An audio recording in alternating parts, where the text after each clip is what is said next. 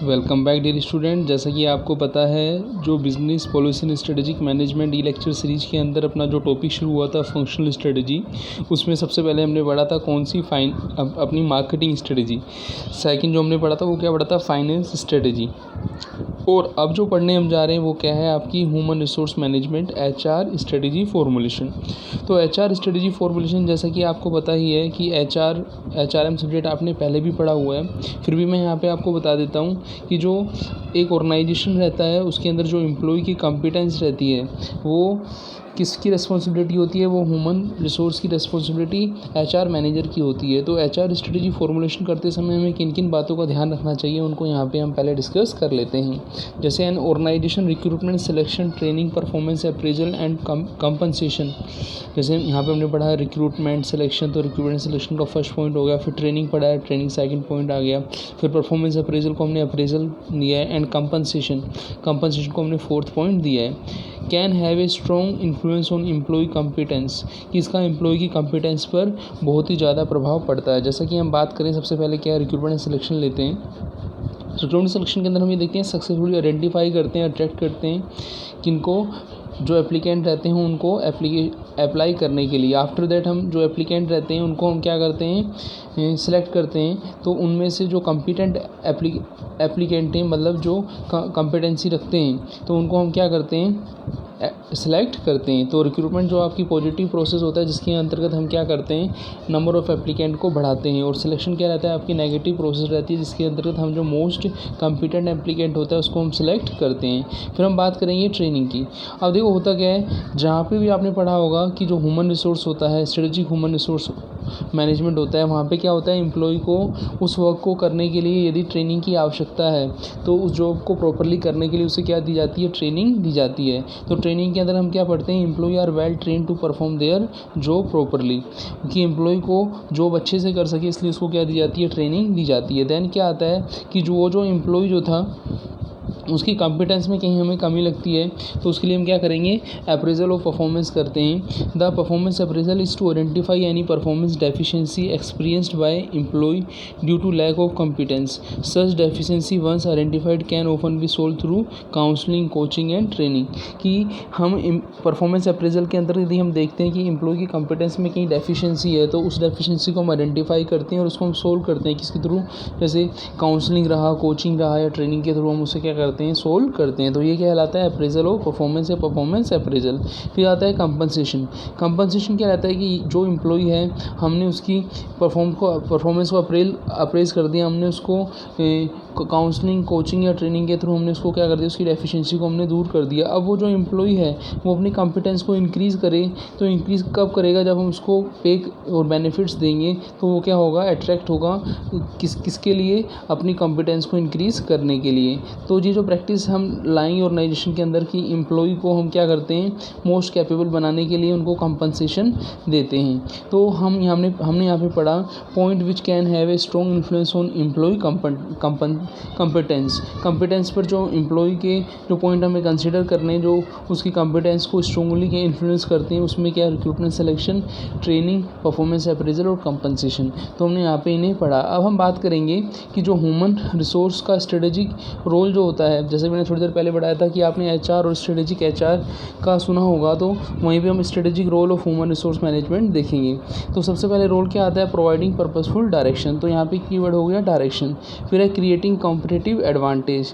यहाँ पे आपका जो कीवर्ड हो गया वो क्या है, कॉम्पिटिटिव एडवांटेज। फिर आता है फैसिलिटेट ऑफ चेंज।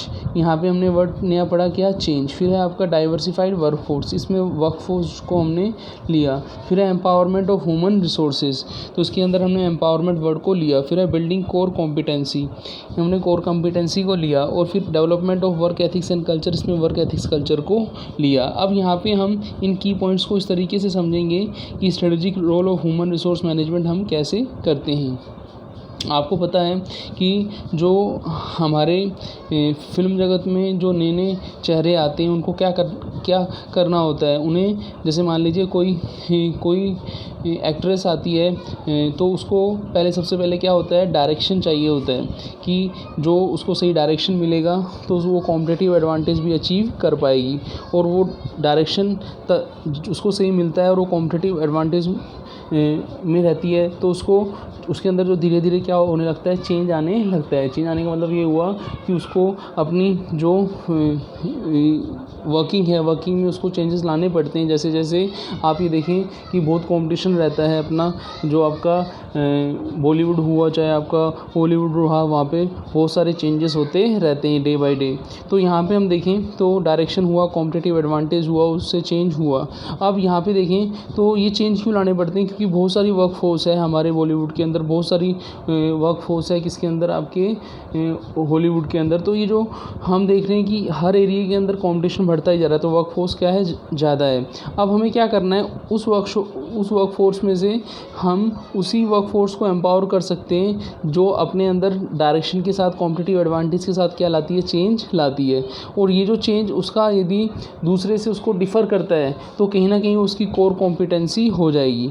और जब उसके अंदर कोर कॉम्पिटेंसी डेवलप हो गई तो समझ लेना उसका वर्क एथिक कल्चर वैसा ही हो जाएगा। तो यहाँ पे हमने जो कीवर्ड पढ़े, डायरेक्शन पढ़ा, कॉम्पिटिटिव एडवांटेज पढ़ा, चेंज पढ़ा, फिर हमने वर्क फोर्स पढ़ा, फिर एम्पावरमेंट पढ़ा, फिर कोर कॉम्पिटेंसी पढ़ा, फिर वर्क एथिक्स एंड कल्चर पढ़ा। अब मैं एक बार आपको दोबारा बता रहा हूँ, strategic role of human resource management आपको समझना है तो उसके जो 7 पॉइंट हैं उनके कीवर्ड समझने होंगे आपको। जैसे प्रोवाइडिंग पर्पसफुल डायरेक्शन के अंतर्गत है डायरेक्शन, कि यदि फिल्म इंडस्ट्री के अंदर आना है आपको तो आपको प्रॉपर डायरेक्शन भी चाहिए, उस डायरेक्शन के अंदर आपको काम करना पड़ेगा। हम किसी भी सेक्टर की बात करें, बिना डायरेक्शन के आप वहाँ पे काम नहीं कर सकते। फिर यदि आपने सही डायरेक्शन आपको मिला, आपने उसमें काम किया, तो कहीं ना कहीं आपका क्रिएट होगा competitive advantage. Competitive advantage create कैसे होगा वो हम बताएंगे जब हम डिटेल के अंदर इन पॉइंट्स को समझेंगे। फिर आपको जब कॉम्पिटिटिव एडवांटेज होगा तो आपको अपने अंदर क्या लाने पड़ेंगे, चेंज लाने पड़ेंगे। और आपको पता है चेंज, जो वर्कफोर्स चेंज लाती है उसको भी क्या मिलता है, एम्पावरमेंट मिलता है। और जो एम्पावर वर्कफोर्स होती है वो ऑटोमेटिकली अपने आप को दूसरे से डिफ़र कर लेती है, उसकी यूनिक स्ट्रेंथ होती है जो उससे कोई दूसरा शेयर नहीं कर सकता, वो उसकी कोर कॉम्पिटेंसी बन जाती है। उस कोर कॉम्पिटेंसी के बदौलत वो क्या करता है, आगे अपने वर्क एथिक्स कल्चर को इस तरीके से डेवलप करता है कि उसको दोबारा पीछे नहीं जाना पड़े, दोबारा डायरेक्शन में या कॉम्पिटिटिव एडवांटेज में नहीं जाना पड़े। तो यहाँ पे कीवर्ड जो हमने पढ़े उन पर बेस्ड हम क्या पढ़ेंगे, strategic role of human resource management. जैसे हम देखें प्रोवाइडिंग पर्पसफुल डायरेक्शन, ठीक है ना। तो हम यहाँ पे strategic role of human resource में अब business policy and strategic management के रेफरेंस में देखेंगे। बस आपको की पॉइंट याद होगी, डायरेक्शन से प्रोवाइडिंग पर्पसफुल डायरेक्शन। तो यहाँ पे लिखा हुआ है goal of an organisation state that every purpose and justification of existence, कि हर ऑर्गेनाइजेशन का एक्सिस्टेंस का जो पर्पस है उसको पहले से क्या होना चाहिए, गोल की फॉर्म में रखना चाहिए। फिर क्या है, the management has to ensure that object of an organisation become the object of each person, कि किसी ऑर्गेनाइजेशन का ऑब्जेक्टिव उसके एम्प्लॉय का भी ऑब्जेक्टिव होना चाहिए। तो ये सही डायरेक्शन मानी जाती है। सही डायरेक्शन का मतलब ये हुआ कि जो हमारे एम्प्लॉय हैं, हमारे जो ऑर्गेनाइजेशन का ऑब्जेक्टिव है वो उनका ऑब्जेक्टिव होना चाहिए। फिर हम बात करेंगे कॉम्पिटिटिव एडवांटेज। कॉम्पिटिटिव एडवांटेज वो सिचुएशन रहती है, जैसे आपने पहले ही पढ़ा होगा कि जो अपना कोस्ट लीडरशिप होती है तो वो कॉम्पिटिटिव एडवांटेज मानी जाती है। तो यहाँ पे एचआर के रेफरेंस में कॉम्पिटिटिव एडवांटेज क्या होगा कि आपको अपने आप को दूसरे से कॉम्पिटिटिव एडवांटेज में कैसे लेना है। तो यहाँ पे लिखा हुआ है there are 2 important way of business can achieve competitive advantage over other. First क्या है, कोस्ट लीडरशिप, और सेकंड क्या है, कॉम्पिटिटिव स्ट्रेटजी इज डिफरेंशिएशन। तो कोस्ट लीडरशिप का मतलब ये है कि जो आपके एम्प्लॉय होंगे वो आपको लो कॉस्ट पर मिलें और आपको मोस्ट कॉम्पिटेंसी एम्प्लॉय मिलें, ठीक है ना। और डिफरेंशिएशन का मतलब ये है कि जिस इंडस्ट्री के अंदर आप वर्क कर रहे हैं उसके अंदर जो आप हाई प्रीमियम और हाई कॉम्पिटेंट जो आपकी वर्क फोर्सेस है, आपको एक टाइम के बाद क्या करना है, यदि आपको बने रहना है तो उसको धीरे धीरे आपको डिफरेंशिएट करना होगा।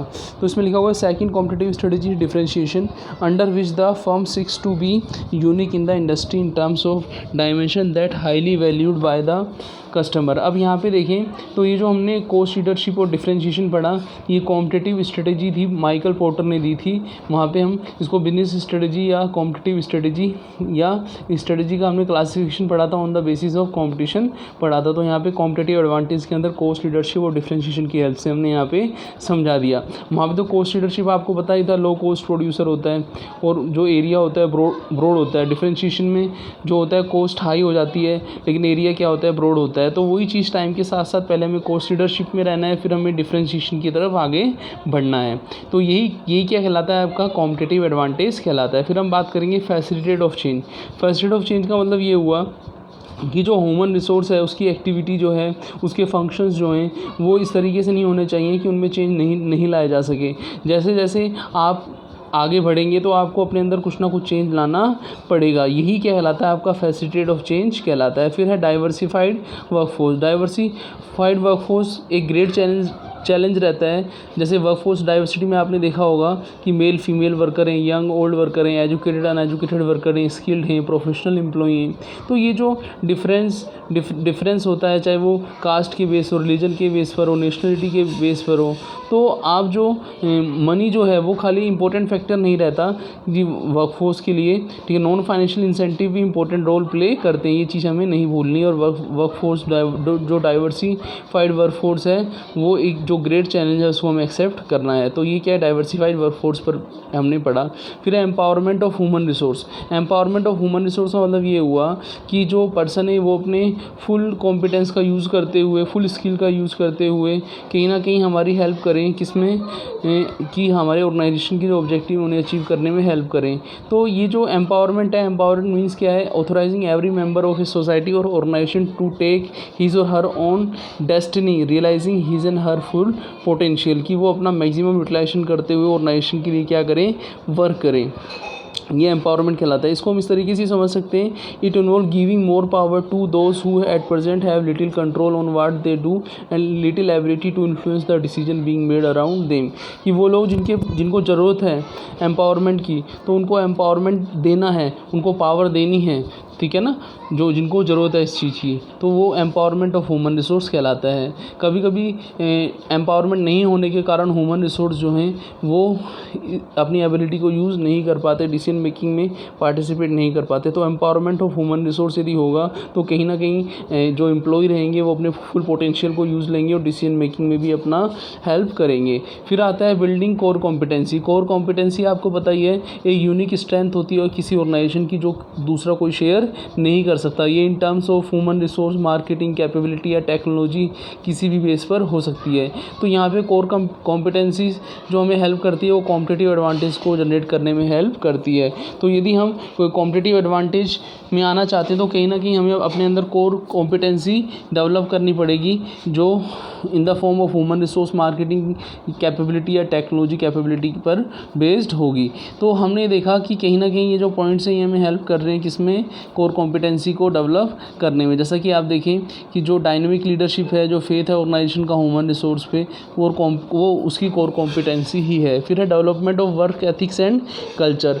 देखो, जब भी किसी ऑर्गेनाइजेशन की हम बात करते हैं वहाँ पे जो जॉब रहता है वो चैलेंजिंग रहता है और जॉब का सेटिस्फेक्शन भी होना ज़रूरी है। तो यहाँ पे हमें फ्लेक्सिबिलिटी रखनी है कि हम जॉब के चैलेंज को एक्सेप्ट करें और खुद जो इंट्रिंसिक हमें उससे सेटिस्फेक्शन या मोटिवेशन भी मिलता रहे। तो इसके लिए हम क्या करेंगे, हर ऑर्गेनाइजेशन के अंदर जो एम्प्लॉय है, जो भी पीपल उस ऑर्गेनाइजेशन के साथ एसोसिएटेड है, उसको इस तरीके से टेक्निकल नॉलेज या फिर वर्क एथिक्स कल्चर का डेवलपमेंट करना पड़ेगा, ताकि उसको वो जो रिडिज़ाइन के लिए जो चैलेंजेस हैं उनको एक्सेप्ट करे और वो सेटिस्फाइड रहे। तो यहाँ पे हमने जो strategic roles of human resource के 7 पॉइंट थे उनको 1 बाय 1 हमने डिस्कस किया। इसमें पहला था प्रोवाइडिंग पर्पसफुल डायरेक्शन, दूसरा था क्रिएटिंग कॉम्पिटिटिव एडवांटेज, तीसरा था फैसिलिटेट ऑफ चेंज, चौथा था डाइवर्सिफाइड वर्कफोर्स, पांचवा था एम्पावरमेंट ऑफ ह्यूमन रिसोर्स, छठा था बिल्डिंग कोर कॉम्पिटेंसी और सातवां था development of work ethics and culture.